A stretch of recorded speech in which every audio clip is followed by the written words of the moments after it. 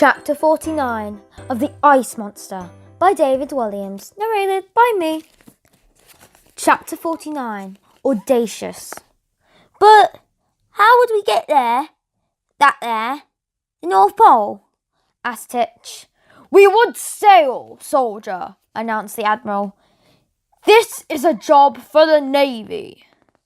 But surely you'll need the army for ground support, sir, replied Titch. You may be right there, Private. This is a job for both divisions of Her Majesty's Armed Forces, a joint navy and, to a lesser extent, army mission. Hang on, interrupted Dotty. What is it, woman? Thundered the Admiral. Don't you need a boat? There were murmurs from the soldiers. She has a point. She's not as daft as she looks. I think we're missing a chess piece. Yes, agreed the Admiral. If you're sailing, it's always best to make sure you have a boat. Otherwise, there's a strong chance you'll get decidedly wet. Now, where are we going to get a boat from? All the old men became lost in thought, but Elsie began imagining a theft so audacious it would make the Sticky Fingers gangs seem like nuns.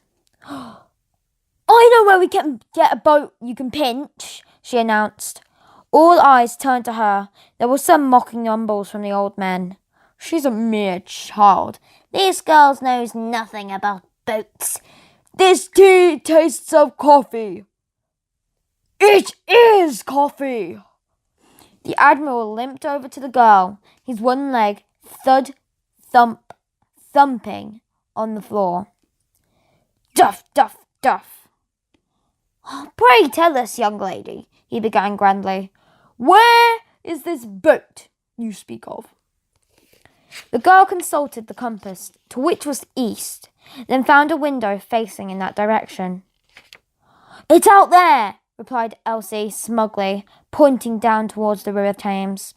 The old man hurried over to the window as fast as his leg would carry him. Duff, duff, duff. All old soldiers followed. They gathered behind the Admiral, eager to see where the girl was pointing. There, said the girl. You can steal HMS Victory. Chapter 50, Relic. The magnificent old sailing ship was now a museum piece, and to celebrate the coming of new century, it had been moved from Portsmouth and moored onto the Thames. HMS Victory, announced the Admiral, before hooting with laughter. Hoo-hoo-hoo! Ha-ha-ha-ha-ha! Chimed in the men. Elsie was so annoyed, she crossed her arms and gave them all a stern look. What's so funny? She demanded. My dear child, began the Admiral. HM Victory was Lord Nelson's flagship in a battle at Trafalgar, all the way back in 1805. She's over 100 years old. She's a relic. Oh, so are you, snapped back the girl. But you can still sail, can't you?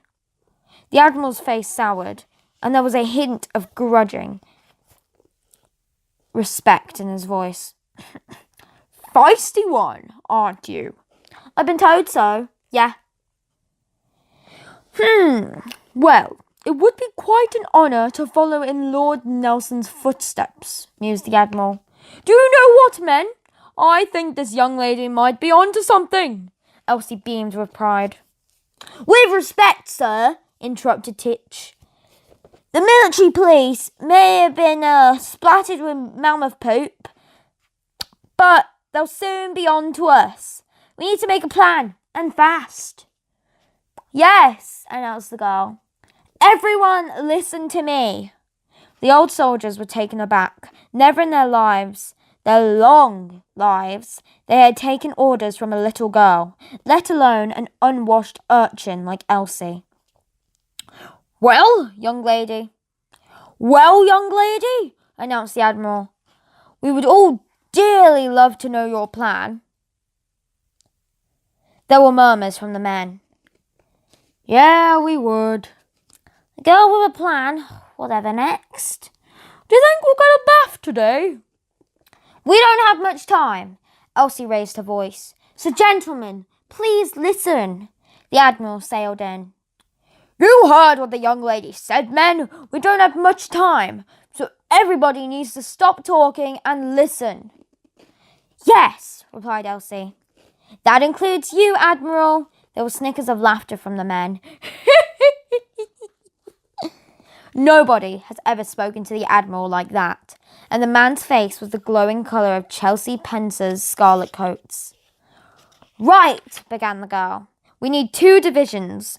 The first men need to make their way along the Thames to where HMS Victory is moored and steal her. Then sail her down here to the hospital, which is a stone throw away from the river. The second division needs to raid the larder and gather as many provisions as possible. Admiral? Yes, sir!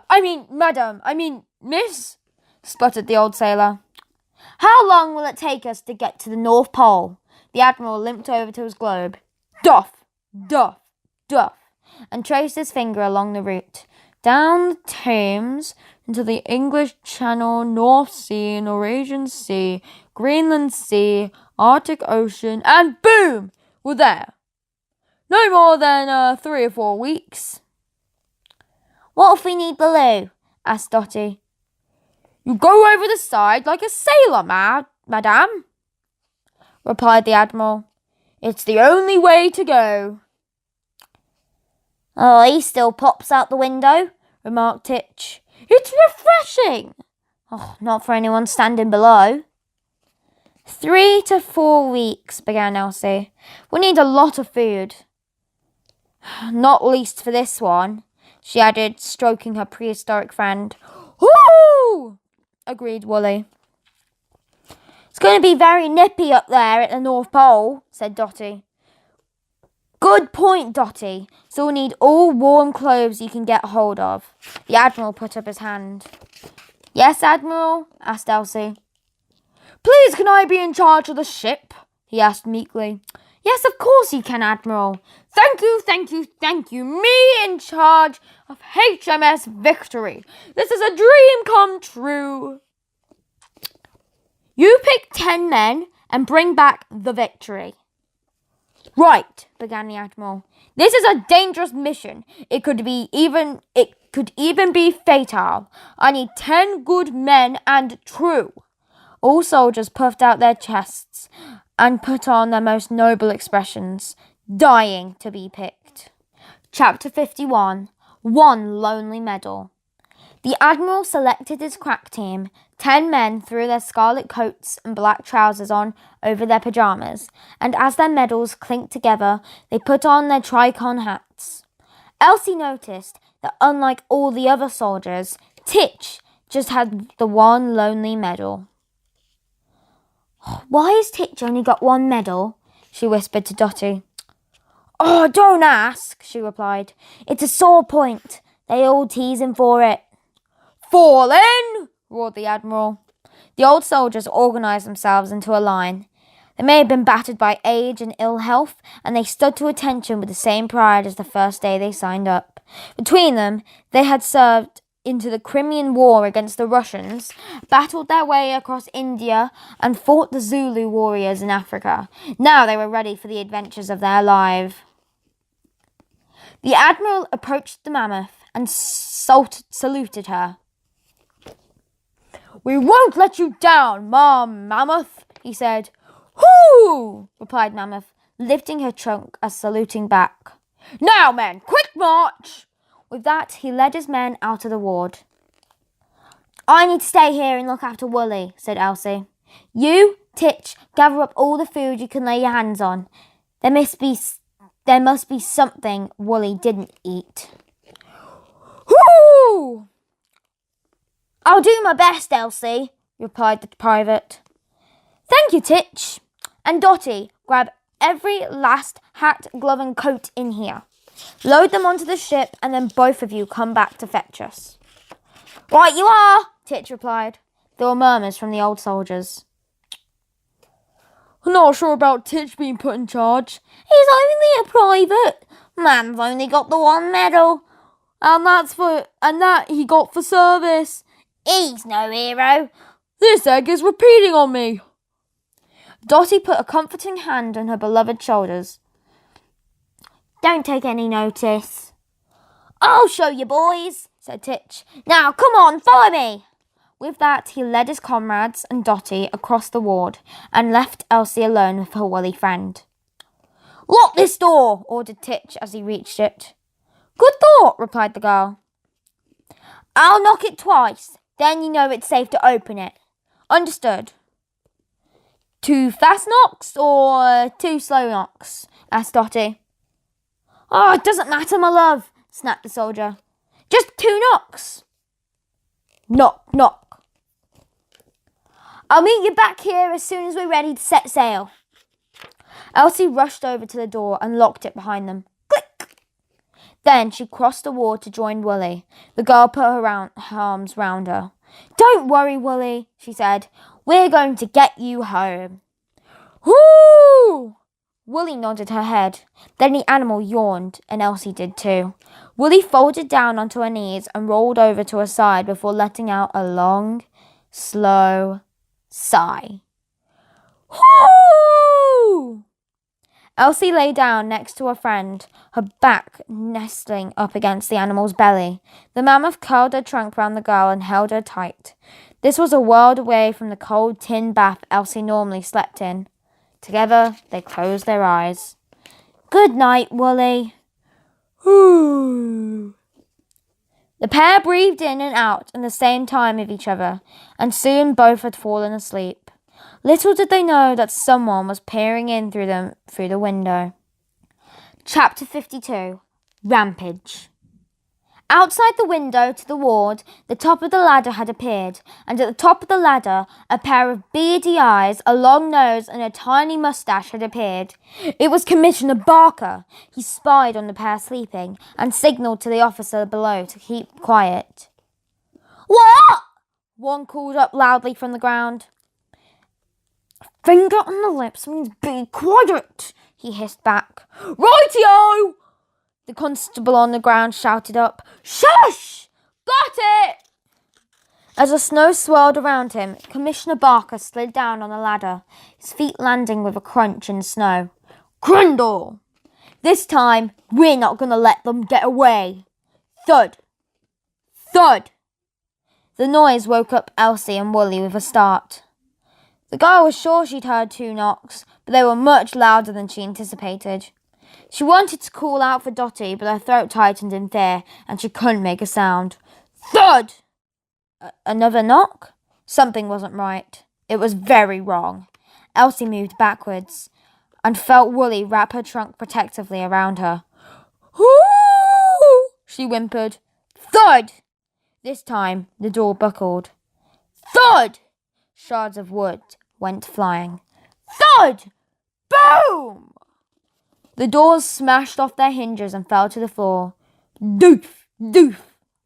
Framed in the doorway was Commissioner Barker, flanked by a dozen of his men holding a battering ram. Are you going to come quietly? He bellowed. Whoo! Roared the mammoth. The sound gave Elsie strength. No, we're going to come really noisily. With that, she clambered onto the animal's back and gave her a whack on the side. Charge! Shouted Elsie. Wooly knew exactly what to do and galloped towards the men. Hold the line! Ordered Barker. All policemen looked to one another nervously as they linked arms. Hold the line! The policeman gripped on another tight. Hold the line! Barker was first to disobey his own order. He broke away from his men and leaped out of his way. His men followed suit, leaving Wooly and Elsie free to escape down the corridor. Cowards! Shouted Barker. Fools! Of course, the policemen were the exact opposite of fools, sensibly having no desire to be trampled to death by a prehistoric creature. Seeing the flight of descending stairs ahead, the mammoth came to an abrupt halt. Whoa! Cried Elsie, as the force of the sudden stop hurled her through the air. Whizz! She landed on her bottom with a thud on the top step. Drump! before sliding down the remaining steps at a speed. Bonk! Bonk! Bonk! Woolly looked on with interest. Maybe this was the best way to go downstairs. She sat on her bottom and slid down too. Bonk! Bonk! Bonk! Whoo! Whoo! Whoo! They were much bigger bonks. After all, the mammoth had an infinitely larger bottom. But going by the little yelps she let out on her bottom hit each step, she seemed to enjoy it. Soon the pair were laying in a crumbled heap at the bottom of the stairs. Seeing the policeman arriving at the top, Elsie pulled Woolly along by her trunk. "Hoo!" cried the animal. Spotting an open doorway, they raced in. It was a huge grand dining room, with chandeliers hanging from the ceiling and wooden panels on the walls. Table upon table was laid out neatly for breakfast. Table upon table was upturned as the mammoth charged through the room. Whoo! Crash! Bang! Wallop! A gaggle of cooks dashed out from the kitchen door to see what the rumpus was all about.